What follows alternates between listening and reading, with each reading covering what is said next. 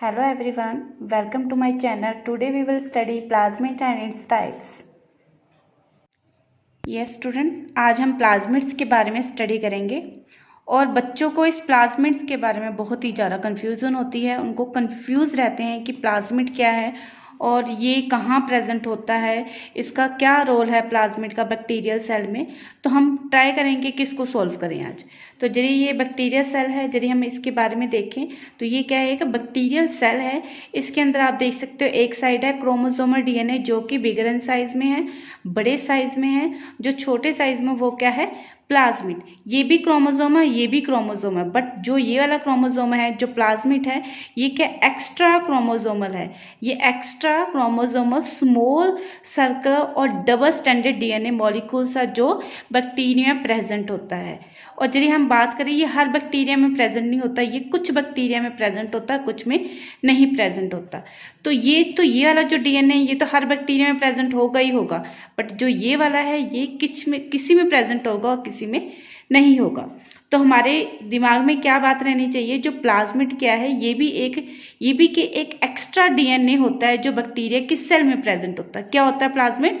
Extra DNA होता है जो कि बैक्टीरिया के सेल में प्रेजेंट होता है। यदि हम इसके बारे में स्टडी करें तो देखो क्या लिखा है, क्या है प्लाज्मिड? प्लाज्मिड का एक्स्ट्रा क्रोमोसोमल है। एक्स्ट्रा क्रोमोसोमल बोला ना मैंने, उसके पास जो बैक्टीरिया है उसके पास तो डीएनए है, but in case the bacteria have extra DNA. जो एक्स्ट्रा डीएनए है उसको क्या कंसीडर करेंगे? प्लाज्मिड। तो ये क्या है, एक्स्ट्रा क्रोमोसोमल। स्मॉल क्यों लिखा है? क्योंकि ये छोटा है, होता है जो ये छोटा है, जो बैक्टीरिया के पास दूसरा डीएनए होता है क्रोमोसोमल वो बड़ा होगा, ये छोटा होगा। ये सर्कुलर होंगे और ये डबल स्टैंडर्ड डीएनए मॉलिक्यूल्स होता है जो कि प्रेजेंट हो mostly all species of bacteria. Mostly लिखा है ना, मीन्स ये बैक्टीरिया में प्रेजेंट होएगा। आप ये नहीं कह सकते 100% में प्रेजेंट होएगा। तो आपके माइंड में क्या है, प्लाज्मिड क्या हो गया? प्लाज्मिड क्या है, बैक्टीरिया के पास जो एक्स्ट्रा डीएनए होता है जो कि extra chromosomal small circular double standard DNA molecules होगा जो कि मोस्टली सेल्स में बैक्टीरिया सेल्स में प्रेजेंट होता है, उसको बोलते हैं प्लाज्मिड। अब इसको ढूंढा किसने था, किसने इंट्रोड्यूस करवाया हमें लैंडबर्गर ने इसको 1952 में इंट्रोड्यूस करवाया था। मीन्स यहाँ से गवर्नमेंट एग्जाम का क्वेश्चन आ सकता है कि इसको किसने इंट्रोड्यूस करवाया था। अब इसको क्या क्या बोलते हैं, इसके 4 अनदर नेम हैं। सेक्स फैक्टर भी बोलते हैं इसको, कंजुगेशन भी बोलते हैं, ट्रांसफर फैक्टर भी बोलते हैं, एक्स्ट्रा क्रोमोसोम रेप्लिकॉन्स भी बोलते हैं इसको। इनके ये 4 अनदर नेम हैं। आगे आप देख सकते हो मैंने लिखा है कैन सर्वाइव। मीन्स प्लाज्मिड एक एक्स्ट्रा पार्ट है बैक्टीरिया का, हर बैक्टीरिया के पास नहीं है। मीन्स यदि किसी बैक्टीरिया के पास नहीं हुआ तो वो क्या सर्वाइव नहीं कर सकता? नहीं, वो सर्वाइव कर सकता है। This is the extra thing, the bacteria have extra thing. तो कुछ बैक्टीरिया के पास जिसके पास ये एक्स्ट्रा थिंग है, मीन्स उसके लिए वो बेनिफिशियल है, उसके लिए बहुत अच्छा है कि उसके पास प्लाज्मिड है। यदि उसके पास प्लाज्मिड नहीं है तो हम ये नहीं कहेंगे कि वो सर्वाइव नहीं कर सकता, वो सर्वाइव करेगा। बट यदि उसके पास है तो क्या है, उसके लिए ये एडिशनल प्रॉपर्टी है। यदि नहीं है बट वो सर्वाइव करेगा प्लाज्मिड के बिना, यदि होए तो उसके लिए ये एडिशनल प्रॉपर्टी है। अब बात करें, वैसे तो बहुत सारे बैक्टीरिया में होता है, पर फिर भी हम 2-4 बैक्टीरिया का नाम याद रखेंगे, एग्जाम में पूछ सकते हैं। सूडोमोनास, इकोलाई, स्ट्रेप्टोकोकस, बैसिलस और स्टफाइलोकोकस। ये जो 4-5 बैक्टीरिया के नाम आप याद कर लीजिए जिसमें ये प्लाज्मिड्स प्रेजेंट होते हैं। सूडोमोनास, इकोलाई, स्ट्रेप्टोकोकस, बैसिलस और स्टफाइलोकोकस। अभी तक हमने क्या पढ़ा, जो प्लाज्मिड क्या है, एक extra chromosomal small circular DNA है जो मोस्टली बैक्टीरिया में प्रेजेंट होता है। इसको लैंडबर्गर ने 1952 में ढूंढा था। इसके ये 4 एक्स्ट्रा नेम्स हैं जिसको हम जानते हैं, इस नाम से भी जानते हैं। यदि प्लाज्मिड प्रेजेंट है तब तो बहुत अच्छा है, यदि नहीं प्रेजेंट तभी भी बैक्टीरिया क्या सर्वाइव कर सकता है। यदि प्लाज्मिड प्रेजेंट है तो कौन कौन से बैक्टीरिया प्रेजेंट है, तो हमने ये 5 बैक्टीरिया का नाम याद रखना है। उसके बाद यदि इसकी साइज की बात करें तो 1/1000 kbp है, किलो बेस पेयर। अब किलो बेस पेयर क्या होता है, यूनिट होती है measurement of DNA RNA length की। यदि कोई यूनिट यूज करते हैं हम डीएनए और आरएनए लेंथ को देखने के लिए, उसको कहते हैं kbp, किलो बेस पेयर। उसके बाद वैसे हमने बात की थी जो प्लाज्मिड है वो क्या होता है, सर्कुलर होता है। बट सम टाइम क्या होता है, सम टाइम के एक ही केस है जब जो प्लाज्मिड होगा लाइनर में होगा। वैसे किस में है, सर्कुलर में। यदि वो लाइनर में है तो कौन सा बैक्टीरिया है, बुरेला में। बुरेला के केस में क्या होता है, जो प्लाज्मिड किस में प्रेजेंट होता है, लाइनर में। हम बात करेंगे टाइप्स ऑफ प्लाज्मिड। तो 4 टाइप्स के प्लाज्मिड्स होते हैं। फर्स्ट इज एफ प्लाज्मिड, जिसको हम बोलते हैं फर्टिलिटी फैक्टर। क्या बोलते हैं, फर्टिलिटी फैक्टर। इसमें क्या होता है, बैक्टीरिया क्या वो ट्रांसफर कर सकता है डीएनए टू अनदर बैक्टीरिया, और किसकी help in a conjugation in a bacteria. अब बैक्टीरिया यदि वो ट्रांसफर कर रहा है अपना डीएनए किसी और को, मीन्स क्या वो F+ है। F+ मीन्स उसके पास एबिलिटी है कि अपना जो प्लाज्मिड के अंदर डीएनए है वो ट्रांसफर कर सकता है अपने फ्रेंड बैक्टीरिया को। तो यदि वो F+ है उसको बोलेंगे मेल डोनर, या फिर एक्सोजेनोट बोल सकते हैं, क्योंकि उसके पास पावर है कि वो अपने प्लाज्मिड को ट्रांसफर कर सकता है ड्यूरिंग द प्रोसेस। यदि उसके पास F फैक्टर नहीं है तो उसको बोलेंगे F नेगेटिव, मीन्स उसके पास F फैक्टर नहीं है।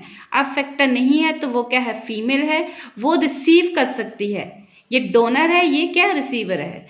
तो इसने क्या करना है, डोनर ने F नेगेटिव वाले को अपना डीएनए ट्रांसफर कर सकता है, इस करके इसको बोलते हैं एंडोजेनोट, और ये रिसीव कर सकता है प्लाज्मिड। नेक्स्ट टाइप जो है उसको बोलते हैं कोल प्लाज्मिड। अब कोल की फुल फॉर्म क्या है, कोलिचिन बोलते हैं। ये एक केमिकल है, इस केमिकल से हेल्प से क्या करते हैं, वो इनहिबिट कर सकते हैं बैक्टीरिया की ग्रोथ को। वो क्या कर सकते हैं, inhibit the growth of bacteria. तो ये क्या स्क्रीट करता है, एक केमिकल, जिससे वो बैक्टीरिया की ग्रोथ को रोक सकता है। अब आप पूछ सकते हो कि यदि ये बैक्टीरिया की ग्रोथ को रोकेगा, खुद ही यदि केमिकल रिलीज कर रहा है, खुद ही ग्रोथ को रोके, तो ये तो उसी के लिए हार्मफुल है। नहीं, ये बैक्टीरिया की ग्रोथ, किस बैक्टीरिया की ग्रोथ को रोकेगा, जो इसके लिए हार्मफुल है।